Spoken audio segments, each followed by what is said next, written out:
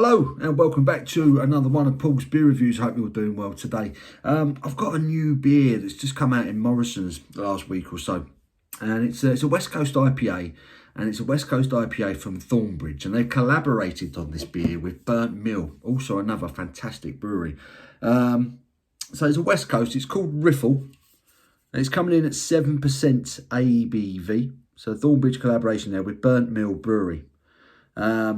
I was really excited to get this one because the last time I remember Thornbridge releasing a West Coast IPA collab into Morrison's, it was a beer called Pondera that they collaborated with Firestone Walker on, American brewery Firestone Walker. And that beer, Firestone Walker, was sensational. As far as I was concerned, it was one of my beers of the year. So when Thornbridge knock out a West Coast IPA, it normally gets my attention. What's it called? Jaipur, their flagstone beer, their main beer is very much a West Coast style IPA. So if anyone's going to do a West Coast style IPA correctly from a British craft brewing standpoint, Thornbridge are usually a good bet. So they've collaborated with Burnt Mill, like I say, who are also a very, very good brewery. And this is one say it's just come out in Morrison's in the last week or so. Let's have a look at the can wrap. So gone with the black and grey white colour scheme on this one. It's got a bit of flavour text on it. It says a riffle is a reach of stream where shallow, fast moving water is broken by the presence of rocks and boulders. Riffles are found both near us here in Derbyshire and in Suffolk near our friends at Burnt Mill Brewery. The beer itself is our collective take on a West Coast IPA with an exceptionally pale malt base and careful combination of both classic and modern US hop varieties, giving a crisp, clean beer full of tropical and piney aromatics. It says it's got Chinook, Centennial, Talus and Equinox hops in it. Pale on the eye, should be getting grapefruit and pine on the aroma, lemon and guava on the palate, and they recommend it be drunk with grilled pork and pineapple skewers. Well, I'm not going to do that, but yeah, like I say, the last West Coast IPA that they put out in Morrison's was the collab with Firestone Walker, and it was a banger. One of the best beers I've had to date from any supermarket, of any supermarket craft range. So I'm going to stop waffling. Proper excited about this one. Let's get it open. Like I say, again, it's 7% ABV, so it's a biggie. It's a decent ABV for an IPA.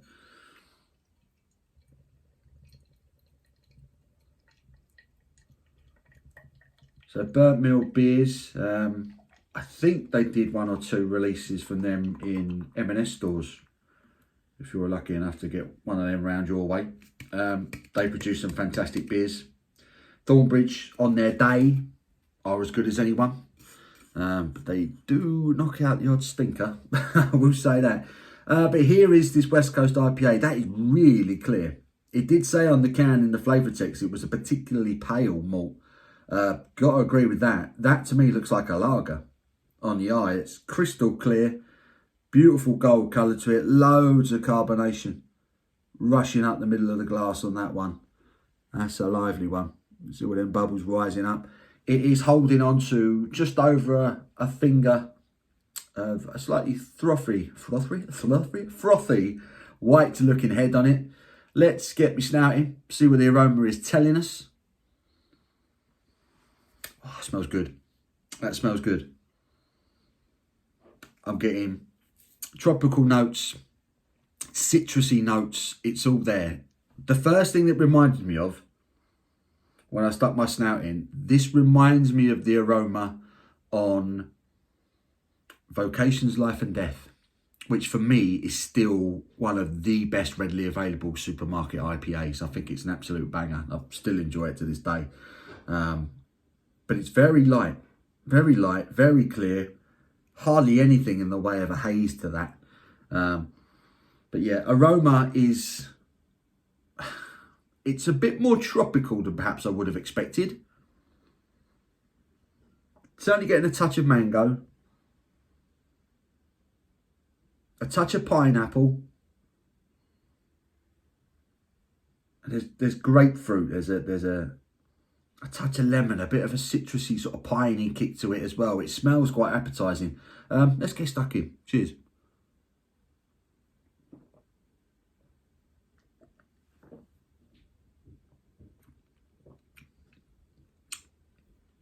Yes.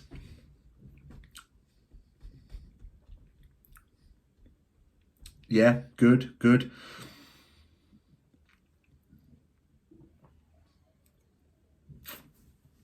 Oh, you know what? I thought it was going to give me a big bitter finish. It's lingering, the bitterness to it. It's still there at the back of the palate. There's still a bitterness to it. It's very light. The carbonation is quite gentle to this one. It's a very easy drinking West Coast IPA. I will say that off the bat. This does not drink like a 7% IPA. It's not giving the impression that it's a big 7% IPA at all.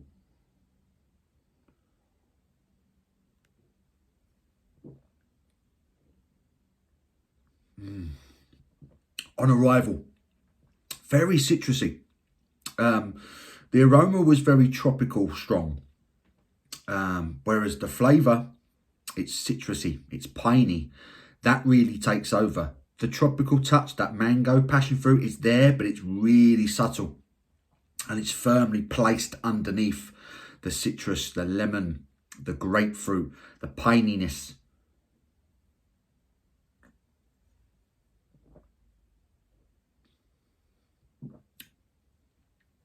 It's light-bodied, but not thin, not watery. It does coat the palate. It's a lovely astringency to it. It's drying at the back end with that bitterness. It combines really nicely to give a finish that's prolonged rather than strong. Some West Coast IPAs will give you a massive smack in the face with bitterness and dryness, but they can be short-lived, whereas this is more of a creeper. It's an easy drinking West Coast IPA, if there is such a thing. That's what I'm getting from it. Light on the body, smooth almost, light carbonation, very citrusy, with a touch of tropical undertones underneath. It's balanced very, very nicely, and the finish to it is prolonged. Still now, I mean, it's been, 30 seconds since my last week. There's a really nice bitter dryness at the back end, because up front, it's actually quite sweet up front.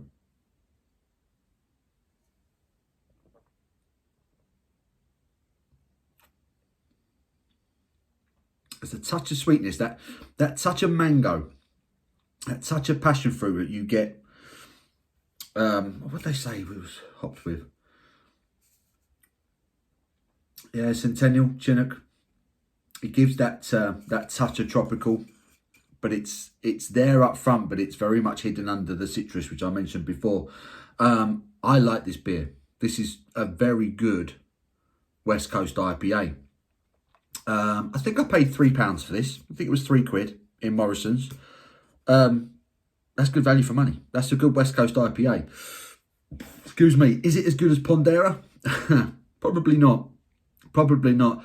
That for me was like the perfect West Coast IPA. I thought they nailed it. But then Firestone Walker, who they collaborated with, are an American brewer. So you'd think an American brewer might give that little bit extra touch in the way of quality to a West Coast IPA.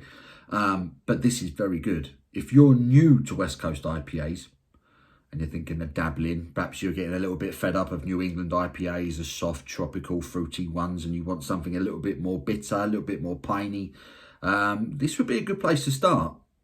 It would be a good place to start because it gives you all the elements of a West Coast IPA without being in your face, without being too strong. It's a very comfortable, easy drinking West Coast IPA, but very well made. It's another very good collaboration from Thornbridge on a West Coast IPA. So yeah, Thornbridge and Burnt Mill with Riffle, available in Morrison's. That is a good beer. I really like that.